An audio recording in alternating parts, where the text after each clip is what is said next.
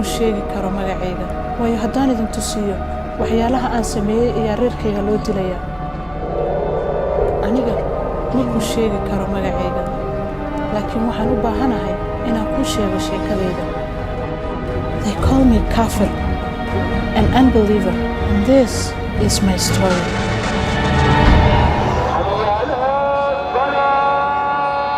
I'm a Somali, born and raised in the Horn of Africa. To be Somali is to be a Muslim. Our religion is our culture. Somali people are very close. We share everything.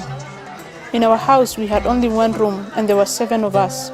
We all grew up together, cousins, aunts, uncles, grandparents. We don't belong to our parents only, but to all our relatives, the whole community. Even those who are far, we are still part of each other. We depend on each other. When I was in secondary school, my father died. My uncle in the US took over the responsibilities of my family. He provided our food, our schooling, everything. This is our custom when the father passes. My uncle brought me to the city to live with his family, those who remained in Africa. He chose me out of all my brothers and cousins because he believed in me, that in the future I will be something. I will change the family, the community. Some people thought this was a mistake. They said, keep her in the village, find her husband. In the city, she might lose her way. In some ways, they were right. It was there, in that city, I met some people who would change the course of my life. I'd always been taught that everyone who is not Somali is Christian, that the evil we see on TV and movies is because they are Christians. But when I met my new neighbors, they were different. They called themselves Christians, but weren't drunkards or adulterers or immoral like I was taught. Even though they didn't know me, they welcomed me, sharing their home with me.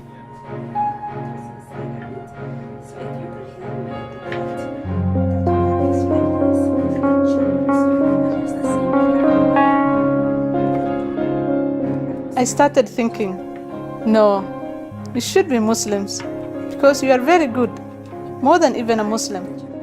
I told them this and I started thinking, if these people are really Christians, what was it that I was told?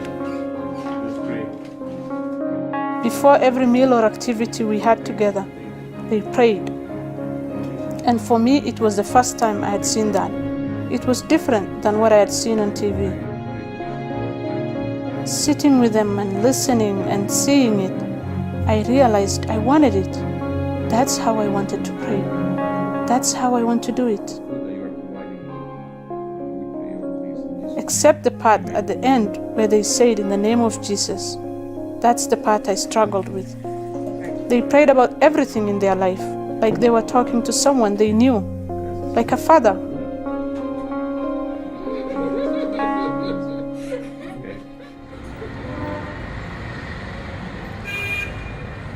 This led to many discussions about religion, about who God is, about who we are. They would ask me questions about Islam. I would ask them questions about Christianity. I would say, no, that's not Christianity. Then they would refer me to the Bible. We will read it together.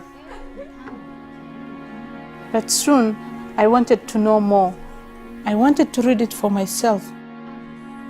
I asked for a Bible of my own.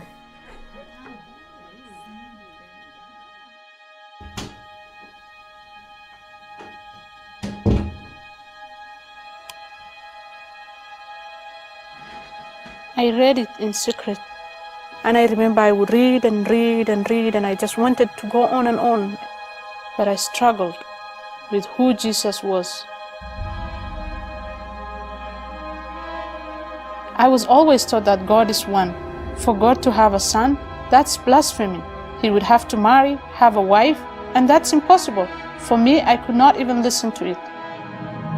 In the Quran, Jesus was only one of the 25 prophets of Allah, and God is completely different from the prophets. He is above the prophets. I cannot talk to him the way I talk to a pastor. In the Bible, they talk about God as somebody who really loves and cares about them and is with them. It's like a parent and a child. But for us, God cannot be like that. He is far from that. But I knew these two books couldn't both be from God. They couldn't both be true. The Quran says the Bible has been twisted and distorted. Yet, as I read the Bible, I was drawn to it, convinced of it. But I thought, even if this is true, there's no way I can accept it. I'm a Somali. There's no other world I can go live in. If I accept it, I will be killed. I won't have a life. I won't be married. I will be without a family.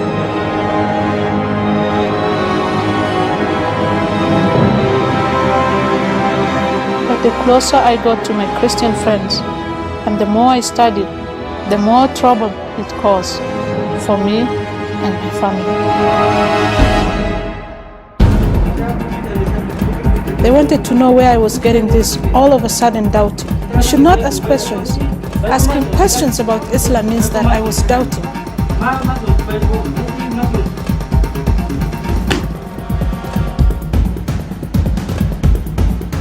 They locked me in. I was excluded in the family. I felt very alone.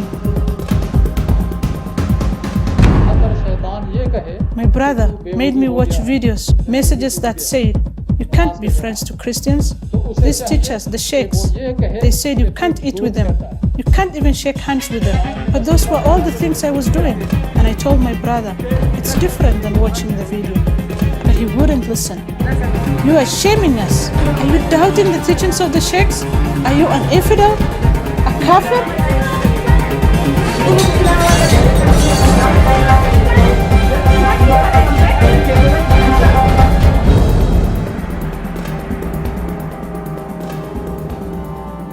My brother, my community, they turned against me.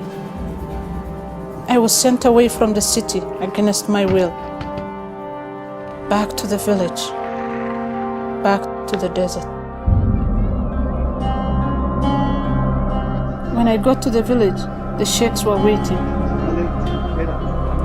For 5 days, they passed around me, chanting the Quran, trying to remove the devil from me.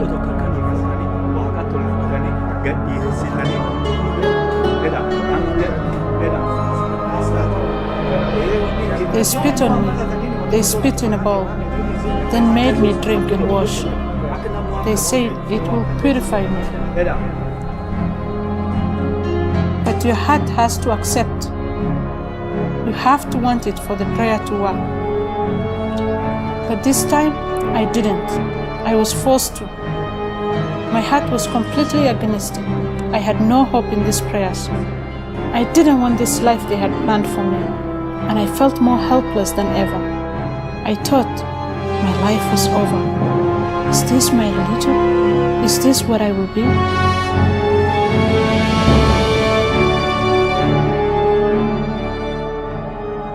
I had to run away.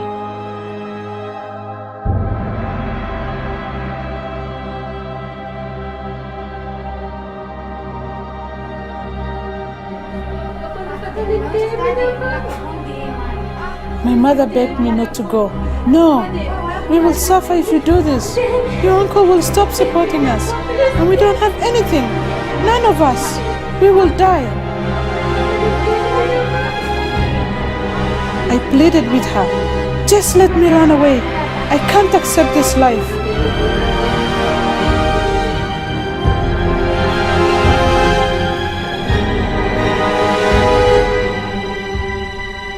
And so, she let me go.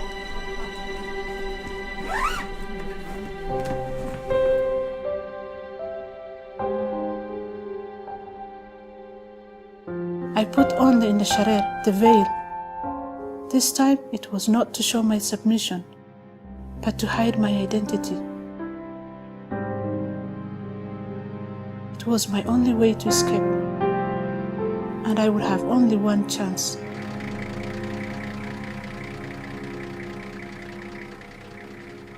I got the last ticket for the bus, but I had to run. My heart was just beating. They could come after me. Will I get away? In my heart, I was just praying that I could get away.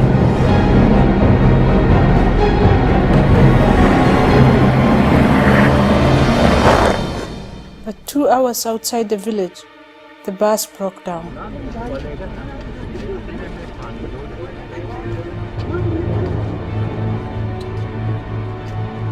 Everyone got off. I just sat there. I could see the men under the bus. I could hear all the noises, but I was frozen. I was thinking, they are coming to get me. I have never felt more helpless. But then I remembered the things I read about Jesus, the miracles he did. I remembered all those talks with my Christian friends about how he healed the sick, how he brought the dead to life. If it really is true, then he can help me. All my hope was in this prayer. If you are really the Son of God, God of miracles, can you save me?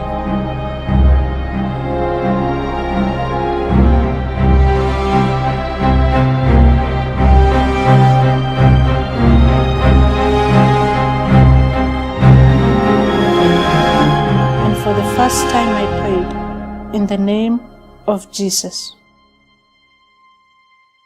And then I felt it, a hand on my shoulder, a whisper in my ear. Yes, it's true. I turned to see who had spoken. I couldn't see anyone, but I knew he was there. Jesus was there. I wasn't alone. I wasn't afraid. And that's when I had it. There were shouts of joy all around me. The bus was fixed. A few moments later, we were moving. My prayers were answered. Somehow, I was saved. I made it safely back to the city, the place where I live today. And yes, I'm still a Somali. I don't have to dress differently or eat different foods. But some things are different. In many ways, I am a woman without a country, without a family. I am a Somali Christian, a contradiction. And it hasn't been easy, especially those first years, moving from house to house, the threats, the loneliness. Following Christ cost me everything, but it was worth it. Among my people, there is a proverb: I and Somalia against the world. I and my clan against Somalia.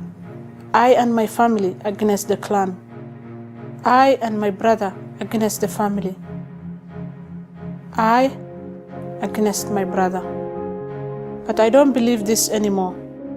Now I pray for different things. I pray that God will redeem the Somali people. They are not the enemy. They just need to know the truth. I pray that my people would know the Jesus of the Bible.